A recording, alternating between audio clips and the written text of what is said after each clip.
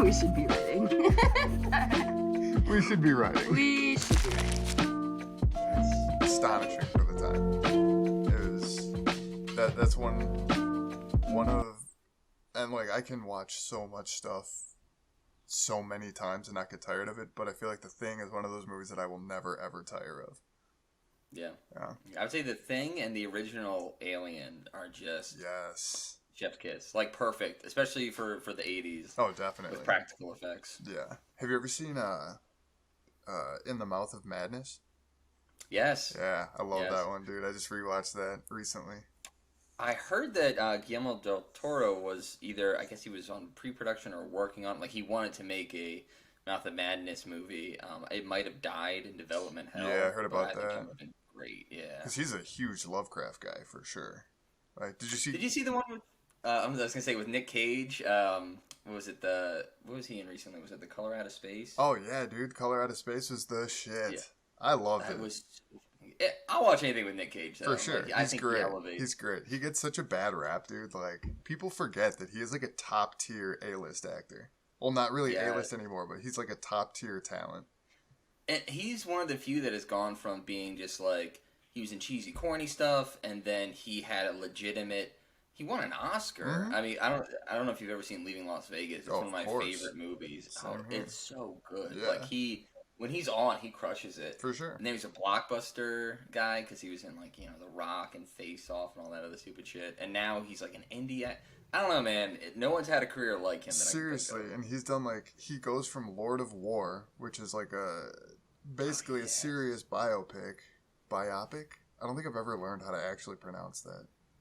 I know. I always think it's just like biography, so biopic. That's it. Biopic. Yeah. But he'll go from doing that to then doing... Have you seen Mandy?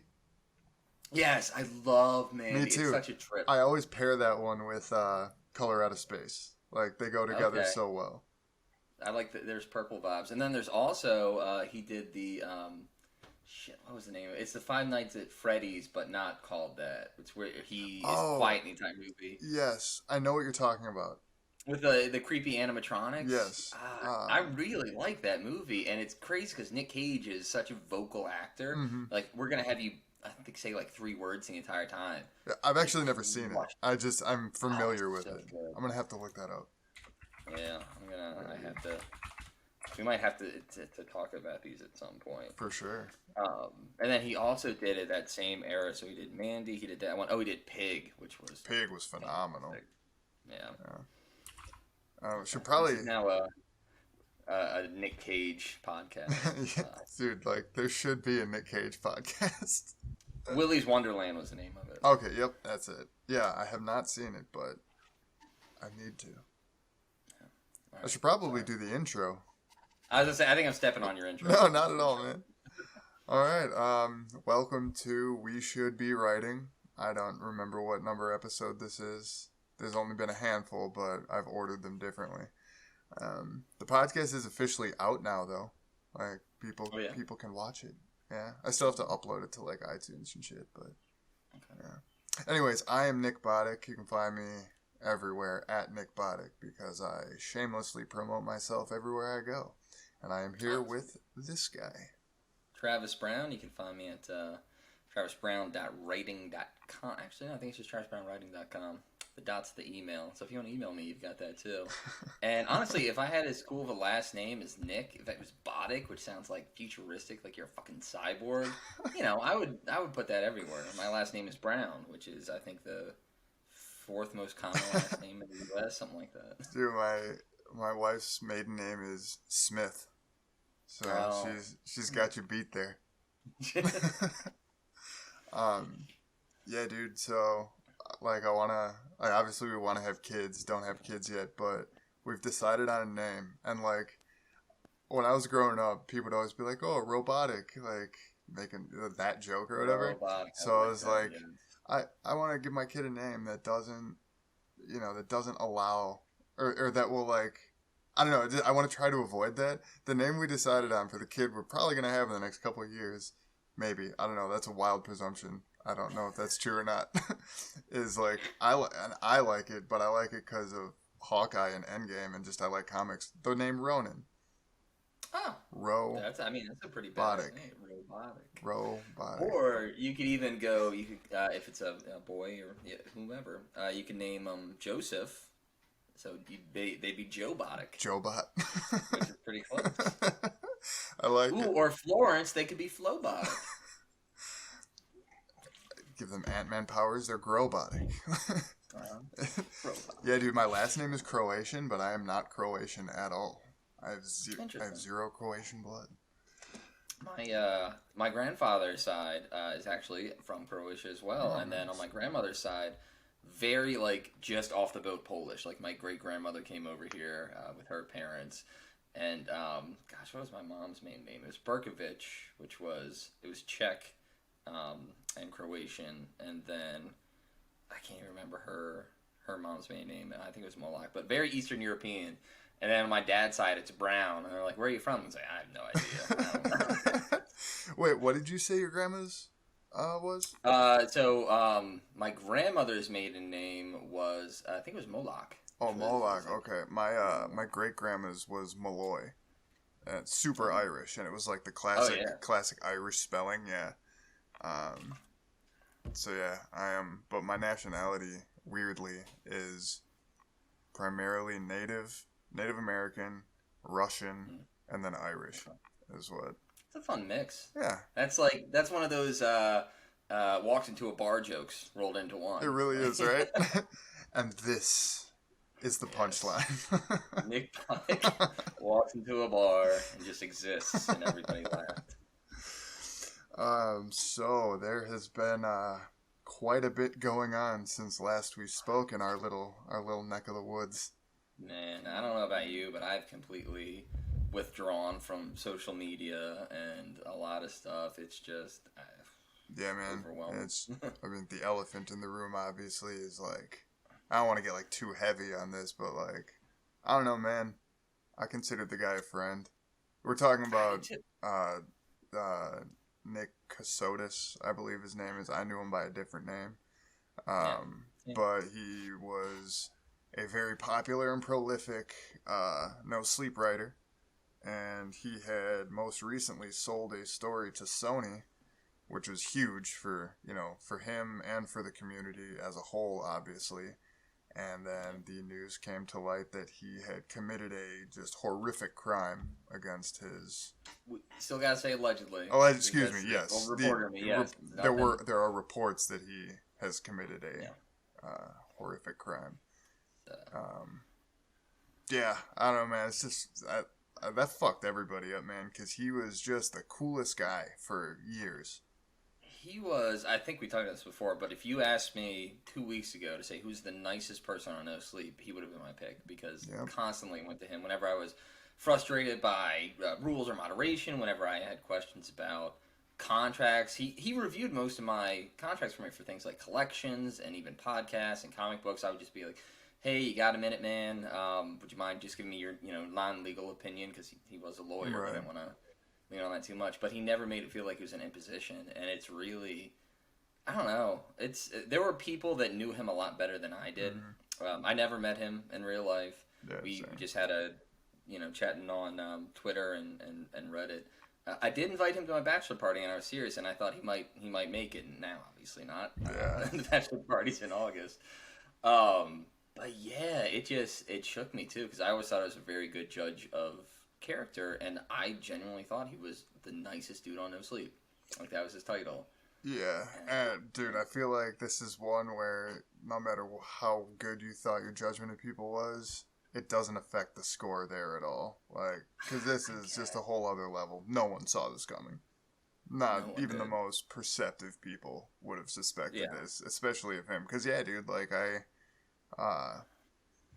every time I've posted news about, every time I posted news about like anything really, he's always one of the first to reach out and be like, "Oh, congratulations, that's awesome!" Like, and I'm just Dude, like, he congratulated me while he was in the middle of that Sony deal on some tiny podcast sale that I made. Like he reached out and he's like, "Hey, I heard through mutual friends you did this. Like, congratulations!" So like, dude, you're fucking about to make bank. You're gonna sign on with Sony. That's what I'm saying, dude. Yeah, it's crazy. I don't know. It's one of those things. I don't want to give him too much oxygen either. Yeah, Because same. it's just such a fucking mess. But no, I think it shook the whole community. Yeah. And my heart goes out to the people who knew him well and consider him like a very good friend. And then obviously to the victim's family and everyone. Yeah, dude. I don't know. Such a fucked up Crazy situation, world.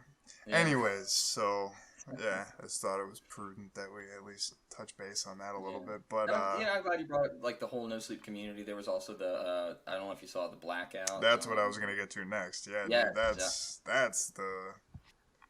that's going crazy right now, and I've officially, as of last night, kind of seen the effects of that blackout because I was trying to find I don't even remember what I was trying to look up, but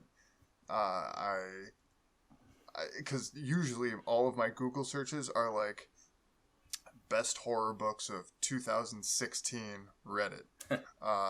What underrated found footage horror movies Reddit, and then like I just sort because it's easier than Reddit's god awful search function. But every time I was searching for something, and every time there were like 3 or 4 different subreddits I tried to get into to find an answer to whatever I was looking into, and all of them were out. All of them were private. And yeah, dude, it's I didn't really understand what was going on at first. For those people who don't know, like I didn't until like yesterday, day before. From what I understand, Reddit is trying, and correct me if I'm wrong, Reddit is trying to charge third-party apps to basically exist, right?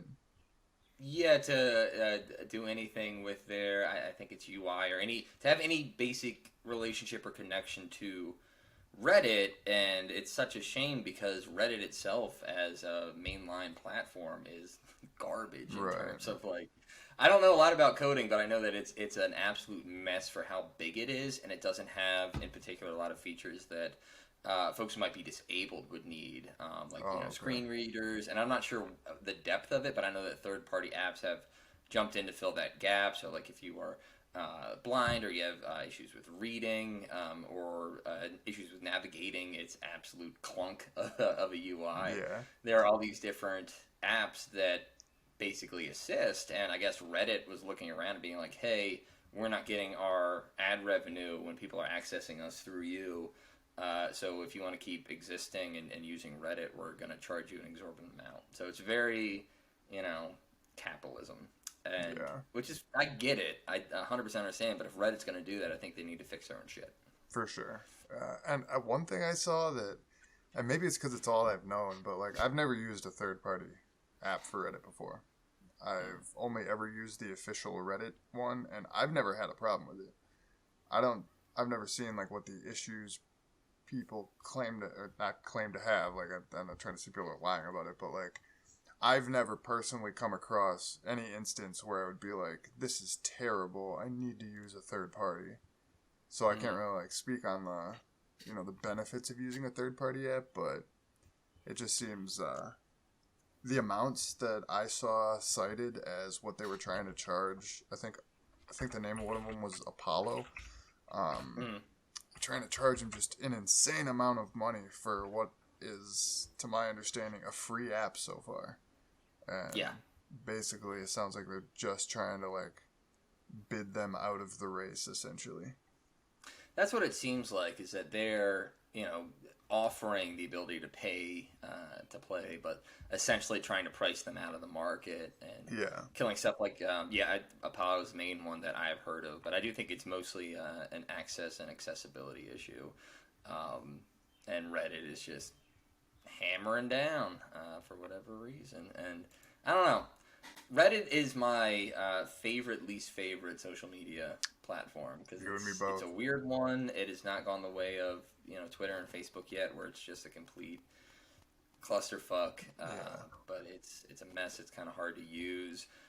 Whenever I run out of Reddit Premium, I feel like that's going to push me towards being done. I didn't buy Premium, by the way. This is just gifted it. I got a bunch of awards on a couple stories, and I'm good for the next year. Yeah. And after that.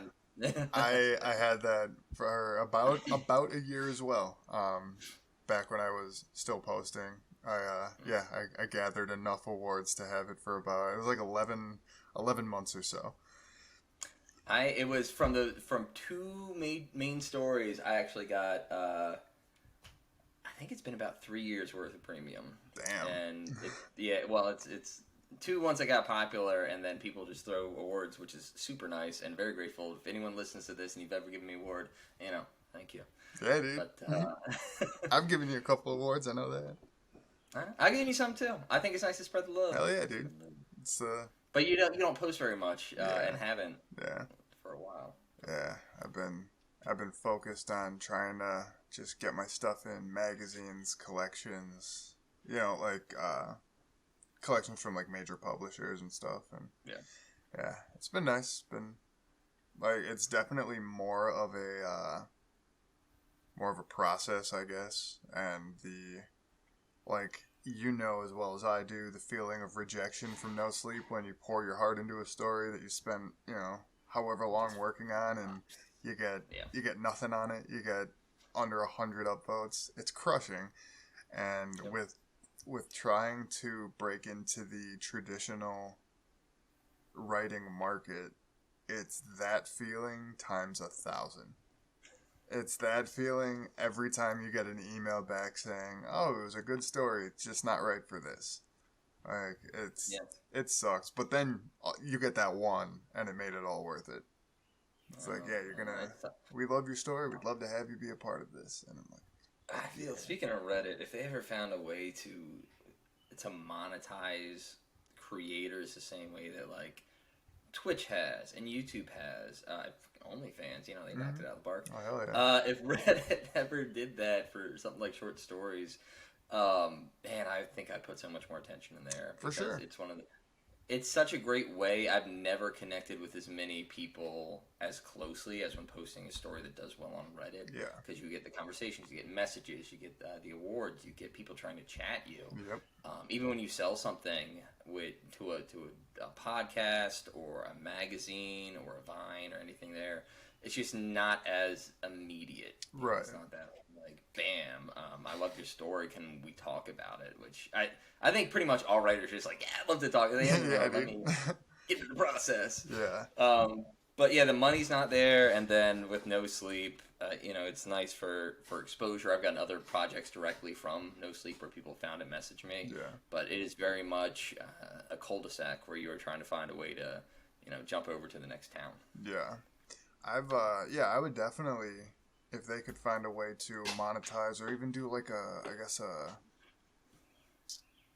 I don't know how any of this stuff works, but like not a members only kind of thing, but like a subscription type thing where like we would post stories like we do now. I say we, I'm not really a part of it anymore, but like stories as they're posted now, but then like if people want to, they can pay X amount for this many extra stories a month from their favorite writers or whatever, like. Which I feel like is kind of where Patreon can come in. Yeah. And it's just a tough transition, especially with something like Reddit and No Sleep, where the expectation is that the entire series is going to be free. So it's not like you can give a preview and be like, hey, if you want to finish it, I mean, you can, but it's just one of those it's not things. It's not going to work. It's a faux pas. Yeah. I made the mistake of doing that once, and the reception was not great. It was early on too. It was before I had really made a name for myself. Like I had like one, maybe two bigger stories, and then I was like, I started a website, and I was like, oh yeah, I'll do this, and people were like, who the fuck is this guy? Who does this asshole think he is? Got some big britches on this motherfucker. Yeah, right. Yeah. But like, I mean, as well as I do that upvotes do not translate to dollars. Like, you could have 10,000 upvotes on your story, and if you could message every single one of the people who upvoted that story and be like, hey, I have a book for sale this week. Yeah. 1% would order it. Which, it's the sad truth, but what are you going to do? Being writers, it's just... No one has it as bad as us. No one knows our struggle. We suffer the most. All the musicians and visual artists, like, you don't know. They don't know. They don't get it.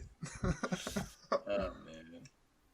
Just being a creative Creative in the world is tough, especially when you see that people actually make money on social media and that are like influencers. Yeah. They usually suck. I'm willing to make that blanket statement that most of the most popular social media creatives, I'm doing air quotes on the table too, don't really create anything. They're usually just like, I don't know, a Kardashian, or they are just a very attractive person who exists. Like, that's great, Right. you know. And like, I'm not hating on those people. Like, if you can make money just being hot, No, get your bag, absolutely. I would absolutely do that if I could. Yeah. No, if I was much, much prettier, I would definitely not work for a living. I just model, like Derek Zoolander. Yes, dude. Professionally. Blue Steel. Yeah. But El Tigre. El Tigre. Let's not take anything away from the Kardashians, though. They are business geniuses, and I will die on that hill. I honestly agree, and I think, though, most of it's that mom. That mom is like a fucking Machiavellian, just like, I don't care. I will pimp out my kids. We'll release some sex tapes. We'll get some makeup lines going. Dude, she's ruthless. She is, and she, like, out of nowhere, because the dad was most famous for being like the 8th string attorney on OJ's defense team. Yeah. And she was able to leverage that into, several of them are billionaires. I mean, the whole family obviously is probably worth billions. Yeah. But individually, several of them are billionaires. Like, yeah, dude. And I honestly think without her, I don't think any of it would have happened. So yeah, people who are sleeping on the Jenner Kardashian matriarch, learn. Yeah, right. You know? And I love seeing the people who are like, Kim Kardashian's only famous because of his sex tape. I'm like, yeah. Like, that's where this started, and now she is a fucking billionaire with basically an empire. She's, like, that's impressive. They've got fast. Yeah, it's... Can't hate it. Like, I know it sounded, I'm critical of them, because I did hear one of the Kardashians, one of the younger ones, describe themselves as a self-made billionaire. Which is absurd. Like, fucking hilarious. You started with your foot next to home plate on the third baseline. And then you inch it over there, and you're just like, oh, bro. Yeah, exactly. Like, yeah, dude. But other than that, no, they definitely, the business acumen is fantastic. And I think it's rough, too, because, again, going back to artistic endeavors, it's so hard to have any type of talent in being creative and then also marketing yourself. Yeah. Like, it's completely different fields. I think it's the whole reason, like, managers and agents exist. But until you get to that point where you are connected to someone at that level, you have to try to self-market, and it is tough. Yeah, for sure. That's kind of that's where I'm at now, is like, because I remember I have a habit of just jumping the gun. Like, I think it's because I have so much, like, I know the stories I write are good. I know that they are, like, and that sounds, like, arrogant or whatever, but, like, I don't even mean for it to. Like, I am a good writer. Like, I can say that confidently. I'm still extremely critical of myself, and, like, after we stop recording this, I'm going to be like, I'm such a dumb piece of shit. Why did I say I'm a good writer? What a dumb, stupid, idiot asshole I am. Like... Which I get. Also, if it makes you feel better, and I watch all these episodes whenever you put them out on YouTube, and every time I'm just like, I fucking hate my voice. Oh, dude, me too, man. Me too. I'm so easily, but yes, no, I agree 100%. I think you're a fantastic writer. Thank you. But the marketing is hard. Yeah, and I was gonna say, like, I'm at a point now where I am starting to look into getting, like, a manager, because I feel like, I mean, I can keep doing what I'm doing, and I'll keep getting eyes on my stuff. Like, my website, nickbotic.com, still gets like, it gets daily views and, you know, daily click-throughs and all that, and I get ad revenue from my website. So, like, I am earning steadily, consistently from writing, but as far as market, and my point with that is, like, obviously whatever I'm doing is working to an extent. I'm not buying a private island, or, you know, I can't retire just yet, but I think I have kind of maximized my own potential as far as self-promotion goes. And I think, the next step is trying to find a manager. I just don't know where to start. I think you need to have the product, I guess. And that's the thing, too, is I keep telling myself that I want to sit down and just write a novel. I've got so many that I've started. I've got so many ideas for them. And I'm like, once I have that finished, polished product, then you can start the query process. Yeah. Because I don't think many agents are looking for short story collections Yeah. or most of what I traffic in. But I can but tell a novel you for would be- sure they're not. Which and the same issue with self promotion, and it sucks because my day job is basically marketing.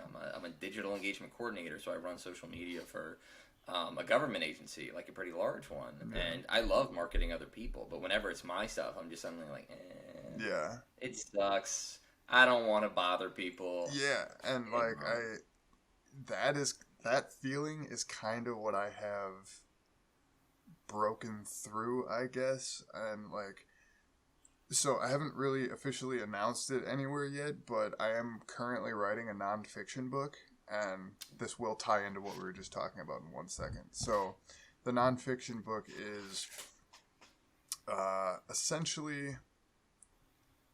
Okay, so I've had trouble actually nailing down exactly what the parameters of the book are. It started off as I wanted to do a history of weird fiction. So like popularized by people like Lovecraft and Robert Aikman. Thomas Ligotti is a big part of it. But then it kind of turned in... It was that / like a history of Lovecraftian horror. And so that's what it started as. And to get back to what I was saying before, I kind of had to break through. I decided I wanted to do it through conversations with the people who have made a name for themselves in those genres. So basically, I broke through that feeling of I don't want to bother people and just started DMing every major horror author in the world. And dude, like, I've spoken to all of them. I've interviewed all of them. Yeah. Everyone short of Stephen King himself I've talked to. Ramsey Campbell, I had a 2-hour conversation with him. Laird Barron and I talked for like 2.5 hours. Matt Bartlett, John Langan, Paul Tremblay.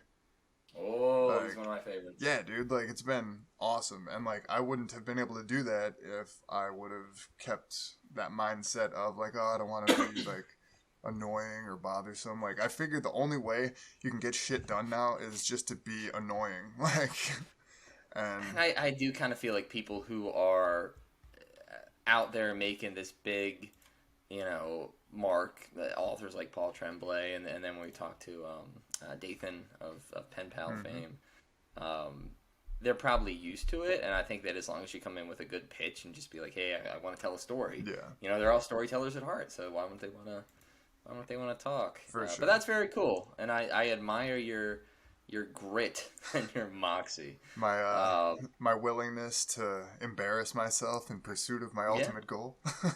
Yeah, and I think that's where greatness comes from. A lot of folks who, you can't be afraid to fail or to try. And I'm still at that stage where I'm kind of afraid to fail. Yeah. So it's one of those things where it's like, I don't want to go to the party and no one wants to talk, so I'm just going to stay at home. Right, for sure. Don't want to go to the dance because I'm just going to stand against the wall. Yeah. God, I skipped so many dances in high school. Yeah, I wasn't allowed to go to my senior prom, but... Like, I kind of get this vibe that you were probably a troublemaker in high school. Yeah, it was... I was kind of like your average class clown-ish kind of kid until my senior year, and then I just went off the rails, dude. That's when shit got dark. It really is, dude. Like, I fell in with some badass people, like, and yeah, shit just got bad. And yeah, my second half of my senior year, the second semester of my last year in high school, I had to spend in 3 different high schools because I got kicked out of the one I'd been at the whole time. It's a really long story with a point that was funny up until a couple years ago, before the sensibilities of the world changed rightfully. I'll tell you about it sometime. I don't know if I want to put it back out on but then I got kicked out of the main school, and then I went to the one across town, and because of what happened at the first school, I got into an immediate issue after 3 days at the new one, and then I didn't go to school for like 3 months. They sent me to the alternative school once it came out that I didn't actually do what they thought I did and kicked me out originally for. And were like, gave me a stack of papers like this tall and was like, if you finish these, you can graduate. And yeah, so it was a shit show. I get it. That wasn't me. I was very like reserved and quiet through most of high school up until I finally started getting out of my shell senior year. Like senior year, I got involved in sports. I was on the track team, and then I did like some field stuff like shot put, and really got into working out in the gym, and it completely changed everything. Yeah. But up until senior year, like those first 2 years, Nick, there was one semester where for the first probably like 4 weeks, I sat by myself at lunch and I read a book in this giant crowded lunchroom. Yeah. Like, it is so class. If you saw it in a movie, you'd be like, that's too fucking nerdy. They're making that up. But that was. Now, my sister, though, she was a classic Botic. She actually got kicked out of her first driver's ed school for starting a fire. So she fire eventually in got. driver's ed? She did. Oh, she man. did. That's the And title of there's this episode. The fire driver's ed. I think that you two, yeah, you'd get along very well. But now, and she's leveled out. She's a park ranger now. Oh, that's awesome. Like, yeah, like up on their chain too. I think she's a supervisor, and she spends all day with animals and outside. Seeing stairs It's in the just- woods and shit. That's exactly. She's basically like a female. Gosh, what is it? Ron Swanson. Oh, that's From awesome. Parks and Rec. But anyway, so if you're a teenager listening to this, that is not who you have to be forever. It Oh. can be kind of fucking rough. Yeah, dude. Shit can get real dark real fast and for a long time, but you can Yeah. claw your way out of it for sure. All right, this has now become a very inspirational. I know, right? Shit gets better. Very wholesome. Yeah, dude, I was thinking of doing like I don't know if it'd be like a podcast or whatever, but just like, cause I think it's ridiculous when normal people will write like memoirs and like, or like Yep. think that their life has been worthy Normal of a people are very biography. boring. But like, I feel like I had. But how do you define normal is a tough thing. Like, what is? I guess like I had a boss at a restaurant years ago who wanted to. He was talking about like getting his biography published, and in my head I'm just like, I know your life story. Like you've told me it. You graduated high school, went to college for like hospitality, and now you manage a Buffalo Wild Wings. Like that's your story. That's a very linear path. Like that was Yeah. clearly, and there's nothing wrong with that. No, By no, the not way. at I think all. that's I'm not trying to very criticize yeah. the life. I'm trying to criticize the presumption that it's interesting enough that people will want to pay you to read about it. Yeah. So like I don't know, but maybe I'm wrong. Maybe I'm just It's, cynical and jaded. My personal view is that everyone has a story worth telling if told correctly. Like it has to be done without. You got to remove your ego. You have to be completely because everyone is fucked up to some degree. Even sure. even like Kardashians, who again bringing them back, who grew up in the lap of luxury and wealth and everything. They still had some fucked up stuff going on. You know, their dad died. They went through all these different controversies. They are hated by millions. Yeah, So- that can't be easy. Yeah, it can't be, and even boring. I say boring because I consider myself boring. It's normal people who don't have like a crazy story. We don't know how they feel internally. Like maybe someone's struggling with mental health the entire time. For sure, that's definitely or true. addiction, or everything is there. My favorite essayist right now is David Sedaris. Oh yeah, I like David Sedaris. Yeah, was it Let's Talk Pretty, or was it Talk Pretty to Me, and then Let's Discuss Diabetes with Owls. Me Talk Pretty one day. And he comes from a relatively normal family. His sister's a semi-famous actress. It sounds like his dad kind of sucks, but otherwise, it's reasonable. You know, it's not like he was born in a third world country and had to swim to America and dealt with all these different obstacles. But he has incredible insight and is just amazing in the way that he views the world and writes about it and relates these small moments and the impact that they have. So I think your Buffalo Wild Wing manager guy could tell a good story as long as he is willing to tell a good story and not just blow smoke up his own ass, which is I think what most autobiographies are. Yeah. You know what? That's my thought. I have never really considered it that way.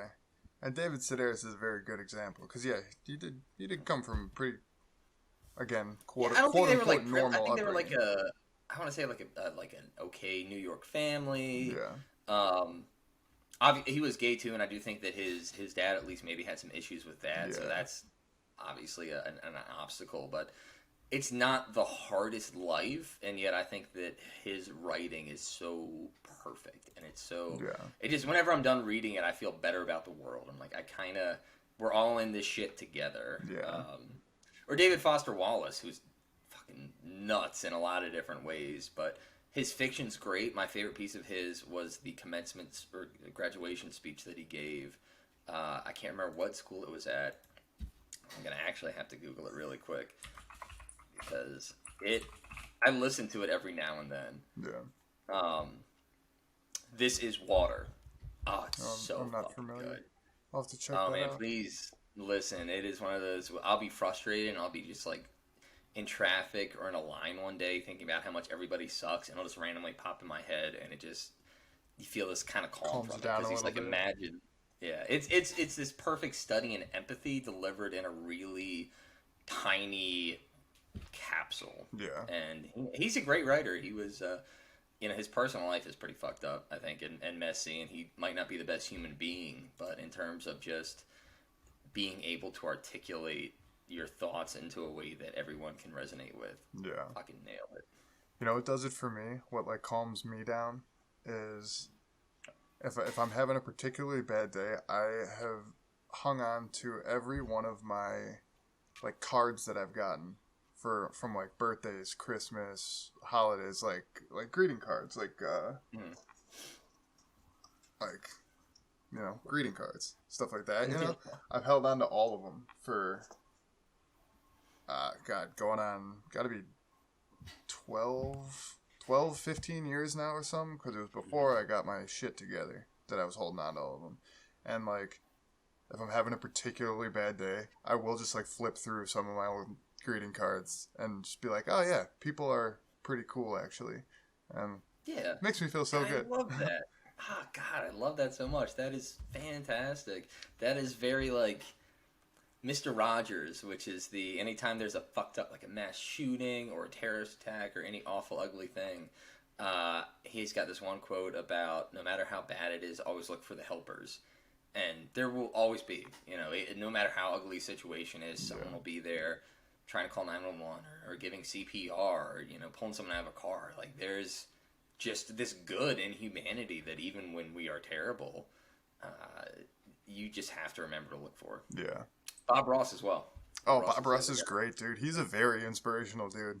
Like, he's the subject of a lot of memes and shit, but, like, he actually has some good stuff to say. And he's a killer artist. Yeah, and he can teach other people to be like, I've done some of his Bob. I suck at anything that is visual, like drawing, sketching, or painting. Me too, man. I'm miserable at it. But I can at least make something I don't hate if I follow his steps. It's just like, there's a happy little tree. Yep. All right. Some smiling clouds up in the sky here. He's like, and you matter, All right, have a good day. I'm like, thanks, Bob Ross. You're great. Thank you, Bob. I don't. Do we still have like a Mr. Rogers or a Bob Ross? Like, what's the equivalent today? I imagine it would probably be some like Disney Channel thing that I'm not privy to. I'm just thinking of like the person, maybe like a Keanu. Oh, right. Just an inspirational person. I did hear that John Cena has granted, by far, the most Make-A-Wish. It's John Cena. Yeah, it is John Cena, dude. I've watched so many interviews with that guy, and I will admit, when he first was like rising to prominence in like the WWF or it was that WWE. Well, I think when he started it was WWF, and then it's now WWE. It was it? Okay, yeah. When he started, I was already out of wrestling by that time, but I would always catch like clips and stuff. And I thought this guy was just the biggest douchebag I'd ever seen in my life. Yeah. Like, he had like the whole hip hop persona, and like he was a rapper. He wore the Janko shorts. Yes, dude, and the jean shorts and like backwards visors flipped upside down. Like, it was like they were trying to make him as dislikable as, which they probably were. Yeah, he was a heel to start, for sure. Yeah. For sure. And then he got into acting, and I was like, oh, of course, another wrestler turned into an actor. And, dude, I don't think there's ever been any single human being who I've done such a 180 on. He is such Yeah. a hilarious, talented, wholesome dude. Like in his interviews, you can tell, dude, he's just so happy to be here. Yeah. Like, I actually feel the same way about another same deal wrestler turned actor was Dave Bautista. oh yeah, dude, he's great too.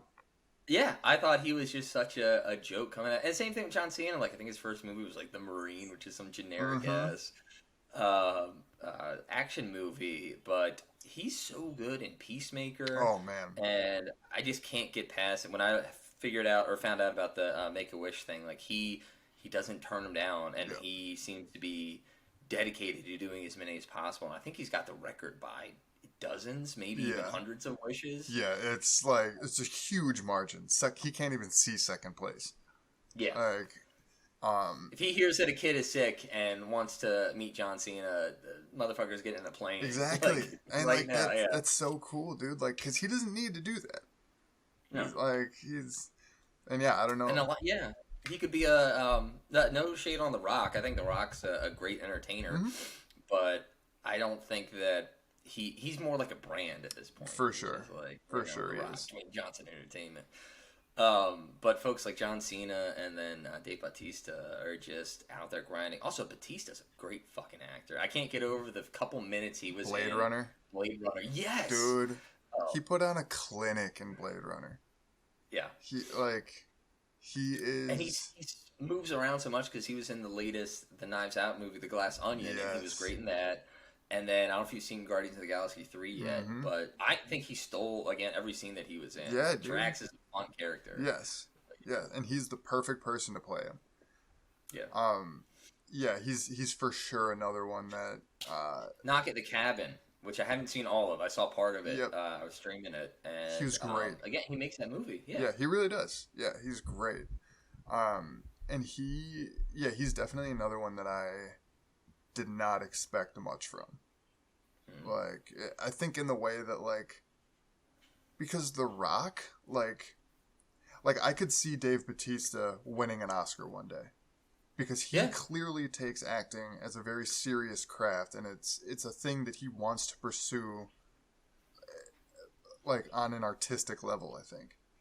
Yep. Whereas someone like The Rock, like, he's great. He plays The Rock. Yeah, Yeah, and like he's the same guy in every movie, and it's great. It's super fun to watch. He's like Ryan Reynolds. I will watch Ryan Reynolds forever, and I will enjoy every minute of it. But he's not exactly, pushing his He doesn't boundaries. take it serious. Yeah. Yeah, I understand. I will say though, with Ryan Reynolds, have you seen some of his stuff? Oh yeah, and I'm not trying to say like he the can't voices, act. Yeah. Dude. He The voices Buried. Yeah, but I mean, Buried was great. dude, that was such like I don't really have like that. What do they call it? Like sympathetic. You know how like people will be embarrassed in a TV show and like viewers will then feel embarrassed on their part, like sympathetic like a embarrassment. secondhand cringe Secondhand, kind of yeah, thing. exactly. I never really got that, but dude, like Buried made me feel claustrophobic. Like just the way it was done was incredible. And it's Ryan Reynolds in a box for 90 minutes. You have to be a good actor to pull that off. You know what's a good movie to pair with that is Phone Booth, which is just Colin Farrell in a phone booth for 90 minutes. Talking to Kiefer Sutherland for 90 minutes. Yeah, dude. I don't know what the third movie would be for that trilogy, Right. but there has to be someone else who's stuck in some type of rectangle or other limited space. The Descent? No, that's too... Because, yeah, they're stuck That's in... fucking great, too. Oh, yeah, I love it, dude. They're stuck in a cave, but it's not really claustrophobic. Yeah, Maybe almost, I would almost say 10 Cloverfield Lane. Oh, They're stuck in the bunker the bunker. whole time. And fuck, that's a good... John I love Goodman, John dude. Yeah. Have you ever Absolutely. seen... Speaking of John Goodman, have you ever seen the movie Death Sentence? It stars Kevin Bacon and Garrett Hedlund, directed by James Wan. It was the movie he did after. Wait, yes, is that where his kid is killed by the gang and he Yes. goes on like a Charles Bronson? Yes, It's I have basically seen that. it's basically Death Wish, just a Yeah. retelling. John Goodman is in that, and he As the dad. yes, and he's dude, yeah, he's something else in that movie, dude. Like Yeah. he crushes it. That's one of my I favorite saw roles of his. He's on screen for maybe 5 minutes total, but he just commands the screen, dude. I remember the one where he's selling Kevin Bacon the gun, and he realizes that Kevin Bacon's going after his son. He's just like, okay, Yep. go ahead. Yeah. He's like, don't tell me about it. yeah. Go ahead. He's like, he deserves it. Like, Yeah. yeah, dude. Like, and he was just so like dirty and greasy in that movie, and like sweaty all the time. He just had that presence. But actually, if we could backtrack real quick God, yes, to John Cena. Speaking of, have we talked about the Fast and the Furious movies on this show yet? I don't know if we have on here. I mean, they're definitely, dude, they're movies. No one in the world enjoys the Fast and the Furious movies more than this guy right here. I love them, dude. I fully acknowledge they are terrible. They are shit movies. The effects are wonderful. The action is spectacular. But the best thing about them is that after a point, they stop taking themselves seriously. Like, after like 5, maybe. 5, yeah. And 5 is my favorite one. It's where they're... I liked 7 a lot. Seven's my next favorite after that. Like, and by 7, dude, they're jumping cars across the tallest building in the world. Yeah. And like shooting them into space, running them on. I heard someone describe the Fast and the Furious franchise as a live action cartoon, and that has always stuck with me. And I'm just that's a very good way of putting it. Yeah. Yeah. And have you seen the newest one, Fast X? I have not. I haven't seen the last 2. I think this one and the previous one. I need to, I guess, catch up on. I'm not sure with the saga of family and Corona Light where we're at. Yeah. Well, 9 was... I loved it. It was everything you want from a Fast and the Furious movie. It was... And John Cena kills it. Kills it. And who's the guy in this one? Jason Momoa. Oh, Momoa. All right, I'm gonna have to see it then. And I will say, he is the best part of the movie by far, and it's not even close. You can tell that the guy is just there to cash a paycheck, to buy a new summer house. He's having fun. And he just, yes, he's absolutely having fun. It's in an alternate universe, he plays the Joker. Like, it's a very interesting. That is an interesting casting. Yeah, okay. It's an interesting portrayal. Nick's calling it here. We're gonna get a Momoa Joker. Yes. Sometime in the I would watch that because he has so much fun. I love. I watch a lot of SNL still. Mm-hmm. You know, everyone hates new stuff, but I still watch the clips, dude. There are always gems, exactly. But anytime that Momoa shows up, he fucking is having a ball, and it's so infectious. Like, you can tell. They did one that was a. I always remember it was a commercial for men doing like household chores, and they had him as the main character, and they're like, "Hey, we're gonna have all of these different appliances made by DeWalt, so that men actually." Because dudes, and it's the same. I've got fucking DeWalt drills and stuff behind me because I love pretending I'm a carpenter, and I'll go out and fix a doorknob and be like, "Yeah, I'm great."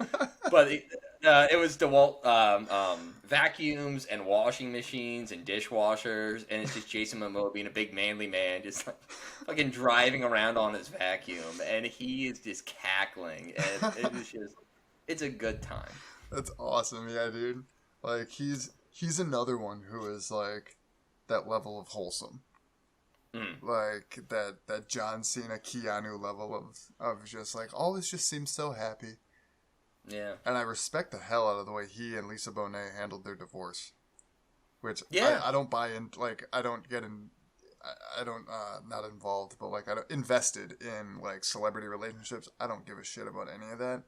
But I respect the way they handled it. Like it was classy. Yeah, it was classy as hell. That was the way to handle a divorce. As a celebrity, I think. The only one that I felt any investment in, I still feel dirty even saying that, was the Johnny Depp and Amber Heard stuff. Just because it was such a circus, and everyone had a really strong opinion on it, no matter what. I just could not look away from that trial. Yeah, and I think because me too. Like I followed that whole thing too, and what I mean by invested is like. There's people who will, be being like, oh my god, what is he doing with her? That's ridiculous. And I'm just like, why do you care? Like, I don't know. Like, there's people who, I guess, just the idea of celebrity worship to me is just, I don't know. It's, but, you know, I don't judge people for it. I just personally do not really get into that kind of thing. But, yeah, what was I going to say? I had another... Oh, Jason Momoa. So he is, he's not Maori. Is he Maori? I'm not sure. I'm not sure what his actual background is. I kind of want to say that I heard that went back into like Stargate Atlantis days. Yeah. That might come. So I'm not entirely positive. Yeah. I know he does whatever he is. That respectfully, he does hakas. Mm-hmm. And dude, like, if there's any one thing that like moves me to tears every time that I have no idea why it does it, it's hakas, dude. Like, have you ever watched haka videos on YouTube? So I'm thinking of if it's what I'm thinking, it's like what the All Blacks rugby team does, right? Yes. I used because I played rugby in college. Oh, really? So I do remember. Yeah, it was club rugby. We always joked that it was a drinking team with a rugby problem, but I did play some, and and then we all got kind of into rugby for a little bit. So I did watch a lot of that stuff, and I think Hakas are fucking cool, and I do love watching professional rugby because, in my opinion, and I'm not biased because I played one semester of club rugby.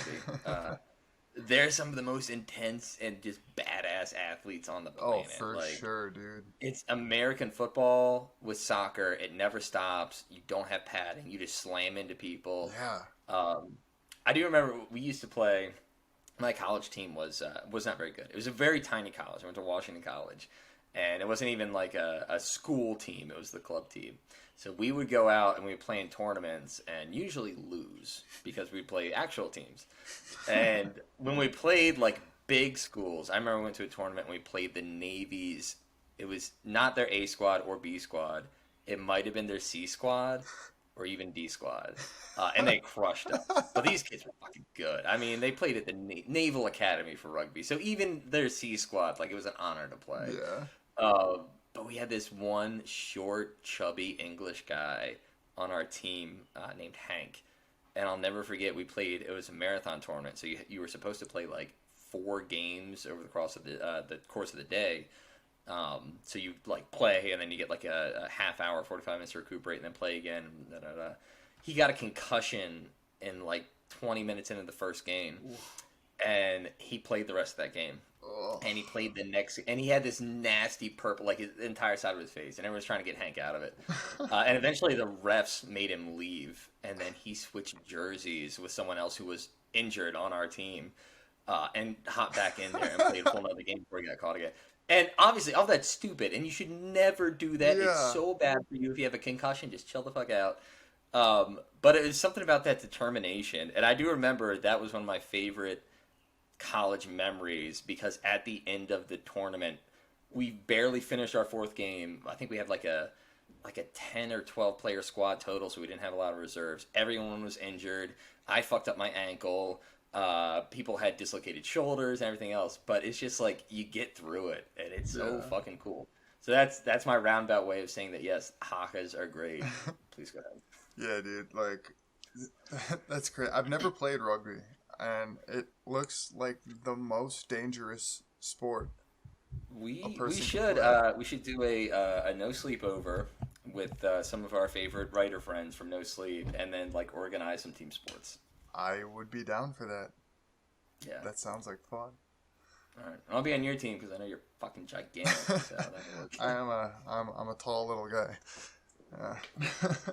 Also, I do have a call at 12. I gotta pop on, so I've got like 6 minutes. Yeah, no, we can wrap it up here. What do we even talk about today? I don't know what the subject of today. I don't know, man. I think we talked about some bad stuff, some good stuff. Yeah. A lot of wholesome stuff, dude. This is an inspirational episode.